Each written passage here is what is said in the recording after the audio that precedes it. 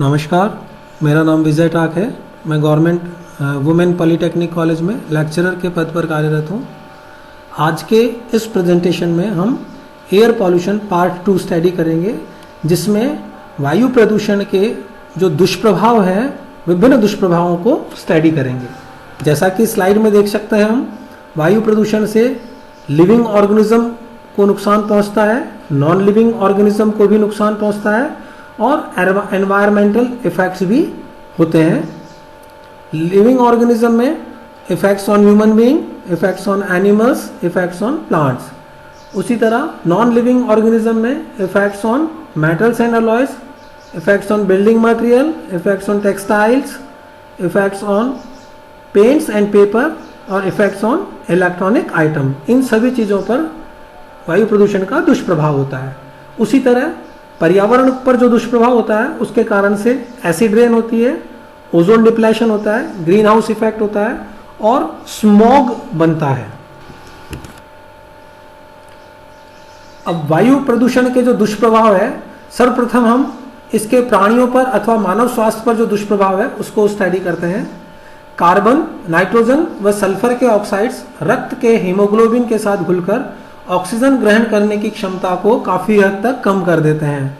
वायु में carbon monoxide की मात्रा अधिक होने पर यह रक्त के हीमोग्लोबिन के साथ घुलकर कार्बोक्सी हीमोग्लोबिन नामक यौगिक बनाती है, जिससे रक्त में ऑक्सीजन की कमी होने से मृत्यु की संभावना हो जाती है। पेट्रोल वाहन के धुएं से उपस्थित लेड के वायु, जल तथा भोजन द्वारा मानव शरीर में प्रवेश करने पर किडनी, लीवर के उत्तकों को क्षति पहुंचती है, आहार नाल को क्षति पहुंचती है, बच्चों में हड्डियों तथा मस्तिष्क के विकास तथा प्रजनन की क्षमता पर विपरीत प्रभाव पड़ता है। जो नाइट्रोजन के ऑक्साइड्स होते हैं, उसकी वजह से श्वसन संबंधी बीमारियां बच्चों में हो जाती है। इसके द्वारा आंखों में जलन होती है और लंग्स में कंजशन की शिकायत रहती है। सूर्य के प्रकाश की उपस्थिति में ये नाइट्रोजन के ऑक्साइड्स हाइड्रोकार्बन के साथ मिलकर स्मॉग, SMOG, स्मॉग का निर्माण करते हैं। बेसिकली ये स्मोक प्लस फॉग, ये दोनों मिलकर स्मॉग बनते हैं। इस स्मॉग की वजह से जो विजिबिलिटी है, दृश्यता है, उसमें काफ़ी कमी आ जाती है और इसकी वजह से श्वास लेने में संबंधी होती है, जिससे ब्रोंकाइटिस और अस्थमा जैसी बीमारियां हो जाती है।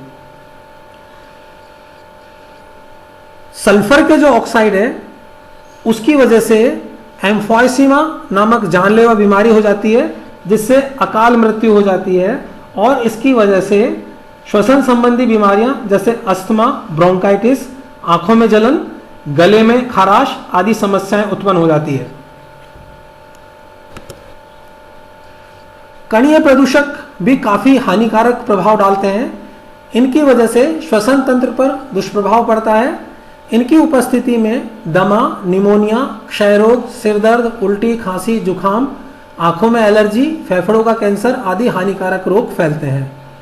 ये कणीय प्रदूषक, जिनका की साइज 3 माइक्रोमीटर से कम होता है, अर्थात वे अति सूक्ष्म होते हैं, वो जब हम श्वास लेते हैं तो नाक के जो छिद्र होते हैं, उन छिद्रों में जो बाल होते हैं, उनसे छन नहीं पाते और वो हवा के साथ कैरी करते हुए लंग्स तक पहुंच जाते हैं और अगले कई वर्षों तक वो पार्टिकल्स हैं, वो हमारे लंग्स में रहते हैं, जमा हो जाते हैं, जिससे कि हमें लंग्स संबंधित बीमारियां और इवन लंग कैंसर भी हो जाता है।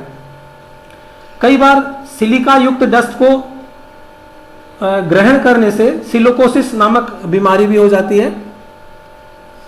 वायु में बहुकेंद्रित हाइड्रोकार्बन, सल्फर तथा नाइट्रोजन के ऑक्साइड आदि से कैंसर, हृदय रोग, मधुमेह आदि भयंकर बीमारियां हो जाती है। उद्योगों एवं परिवहन की अधिकता वाले नगरों पर धूम कोहरा, दैट इज स्मॉग, होता है, जो न केवल स्वास्थ्य के लिए हानिकारक है अपितु मौत का कारण बन जाता है, जिसमें सल्फर डाइऑक्साइड व नाइट्रोजन ऑक्साइड तथा हाइड्रोकार्बन के अंश होते हैं। तो ये सारे प्रभाव हमने देखे हैं। सल्फाइड्स जो होती है उसमें दुर्गंध होती है और हाइड्रोजन सल्फाइड नामक जो पॉल्यूटेंट है, उसके कारण से हेडेक, नॉइसिया, कोलैप्स, कोमा और डेथ तक हो जाती है और ये हमारे डाइजेस्टिव सिस्टम को भी इफेक्ट करता है और हमारा जो एपेटाइट होता है उसको डिस्ट्रॉय कर देता है, और रेस्पिरेटरी सिस्टम के फेलियर के लिए भी ये जिम्मेदार है। तो हमने ये देखा कि मानवीय स्वास्थ्य पर क्या क्या दुष्प्रभाव होता है वायु प्रदूषण का। वनस्पति पर वायु प्रदूषण का जो प्रभाव होता है उसमें वायु प्रदूषण के कारण होने वाली अम्लीय वर्षा, धूल, कोहरा, ozone, carbon monoxide, sulphur dioxide, fluoride आदि का वनस्पति पर विपरीत प्रभाव पड़ता है। वायु प्रदूषण के कारण सूर्य के प्रकाश की मात्रा में कमी आती है, जिससे पौधों की प्रकाश संश्लेषण की क्रिया व वाष्पोत्सर्जन दोनों ही प्रभावित होते हैं। प्रकाश रासायनिक धूम कोहरे के कारण उत्पन्न ओजोन और नाइट्रेट ऑक्साइड पेड़ पौधों का विकास कम कर देते हैं। उनकी पत्तियां विकृत एवं सफ़ेद होकर गिरने लगती है, पीली पड़ जाती हैं। वायु प्रदूषण से वृक्ष, सब्जियां, फल फूल सभी प्रभावित होते हैं। सल्फर डाइऑक्साइड से पत्तियां रंगहीन तथा काली होकर नष्ट होती है। अधिक वायु प्रदूषित क्षेत्रों में पौधे परिपक्व नहीं हो पाते, कलियां मुरझा जाती है तथा फूल भी पूर्ण विकसित नहीं हो पाते। वायु प्रदूषित क्षेत्रों में जब वर्षा होती है तो वर्षा जल में विभिन्न प्रकार की गैसें व विषैले पदार्थ घुलकर पृथ्वी पर आ जाते हैं, जो पौधों की जड़ों में पहुंचकर हरे भरे पौधों को नष्ट कर देते हैं। वायु प्रदूषण से पौधों और फलों की वृद्धि ही नहीं बल्कि कृषि उत्पादन भी प्रभावित होता है। वाहनों से निकलने वाला धुआं, कालिख भरे वातावरण, हाइड्रोकार्बन्स तथा तेल के कारण पत्तियों के रोम अर्थात स्टोमाटा अवरुद्ध हो जाते हैं, जिससे प्रकाश संश्लेषण व वाष्पोत्सर्जन दोनों ही क्रियाएं प्रभावित होती हैं। नेक्स्ट है जीव जंतुओं पर वायु प्रदूषण का दुष्प्रभाव। मनुष्य की तरह जीव जंतुओं पर भी वायु प्रदूषण का दुष्प्रभाव पड़ता है। कुछ मधुमक्खियां, तितलियां आदि वायु प्रदूषण से समाप्त हो जाती हैं। ये फलों की फसलों के लिए लाभदायक होते हैं क्योंकि ये फूलों पर निषेचन कर फल पकाने में मदद करते हैं। वायु प्रदूषण की दूषित वायु का श्वसन तथा सेवन करने से वन्य जीवों में श्वसन तंत्र व तंत्रिका तंत्र संबंधी रोग हो जाते हैं। छोटी वनस्पति, घास तथा चारे आदि पर यदि फ्लोराइड यौगिक जमे हैं तो ये जीवों के शरीर में पहुंचकर उनकी हड्डियों व दांतों को कमजोर कर देते हैं, जिससे उन्हें फ्लोरोसिस नामक रोग हो जाता है, जिससे उसका वजन घटने लगता है, पैरों में लंगड़ापन आ जाता है तथा उनका हाजमा भी खराब होकर डिसेंट्री की समस्या हो जाती है। इसके अतिरिक्त लेड, जो कि स्मेल्टर्स या लेड माइंस के पास जो एनिमल ग्रेजिंग करते हैं, वहाँ से उनके शरीर में लेड का प्रवेश हो जाता है। इसके कारण उन्हें पैरालिसिस हो सकता है और श्वास लेने में तकलीफ हो सकती है। लेड के प्रभाव से हाजमे का खराब होना तथा डायरिया संबंधी समस्याएं भी जानवरों में पाई जाती है।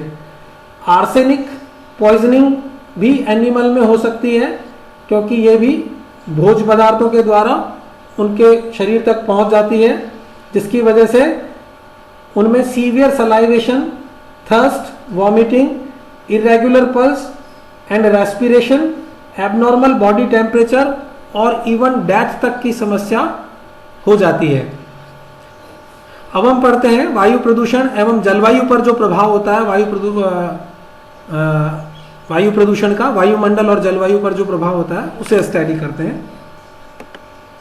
पिछले कुछ वर्षों में जलवायु में काफी परिवर्तन हुए हैं, जो इस प्रकार प्रकाश रासायनिक धुंध, जिसे हम स्मॉग बोलते हैं, फोटोकेमिकल स्मॉग, वाहनों के धुएं में उपस्थित गैसों व हाइड्रोकार्बन, ऑक्साइड ऑफ नाइट्रोजन और हाइड्रोकार्बन के कोलाइडी कण प्रकाश से क्रिया कर प्रकाश रासायनिक धुंध अर्थात स्मॉग का निर्माण करते हैं, जिससे विजिबिलिटी में कमी आती है और उसके साथ बॉडी में इरिटेशन, आंखों में जलन, गले में खराश आदि समस्याओं का सामना भी करना पड़ता है।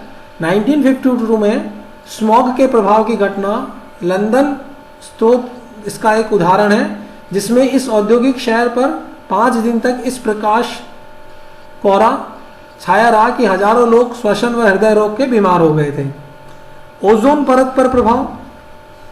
ओजोन परत समताप मंडल में उपस्थित गैस की मोटी परत है जो सूर्य की हानिकारक पराबैंगनी किरणों को पृथ्वी पर आने से रोकती है, जिससे कि जीवन एवं भौतिक संसाधनों पर जो उसके हानिकारक प्रभाव है वो नहीं हो पाते।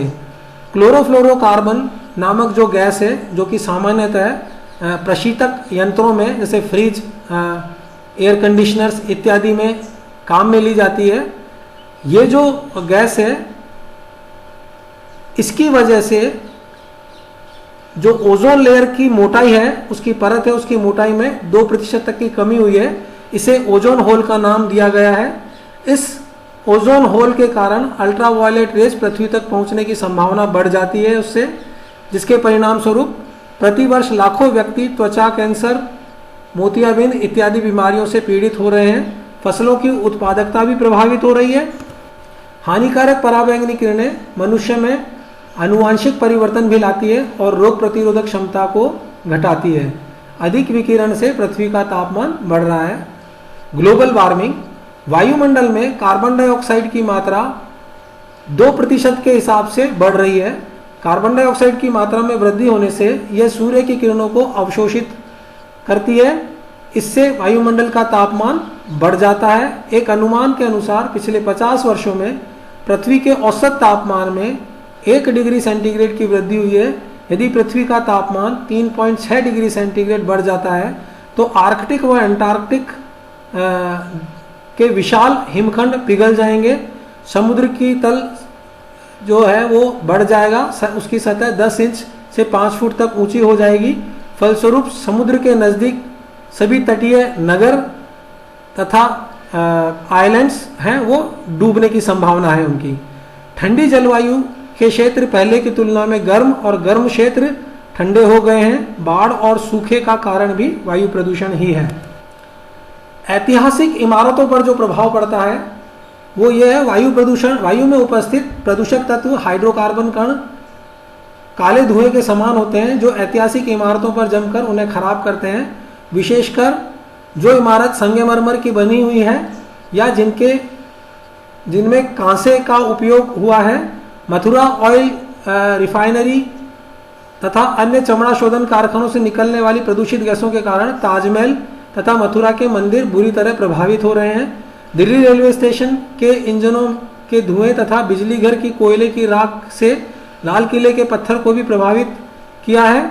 वायु के साथ जब प्रदूषित पदार्थ उड़ते हैं तो भवनों की सतह पर जमकर सतह को नुकसान पहुंचाते हैं। तो इस तरह से हमने वायु प्रदूषण के विभिन्न प्रभाव देखे हैं। नॉन लिविंग ऑर्गेनिज्म पर अगर प्रभाव की बात करें तो बिल्डिंग्स की जो बाहरी सतह है वो सतह खराब होती है। मेटल्स और अलॉयज है उनका संक्षारण अर्थात उन पर जंग लगने की क्रिया बढ़ती है। इलेक्ट्रॉनिक्स आइटम की कनेक्टिविटी की प्रॉब्लम बढ़ जाती है एयर पॉल्यूशन की वजह से। टेक्सटाइल इंडस्ट्रीज पर और पेंट और पेपर इंडस्ट्रीज पर भी इसका काफ़ी दुष्प्रभाव पड़ता है। धन्यवाद।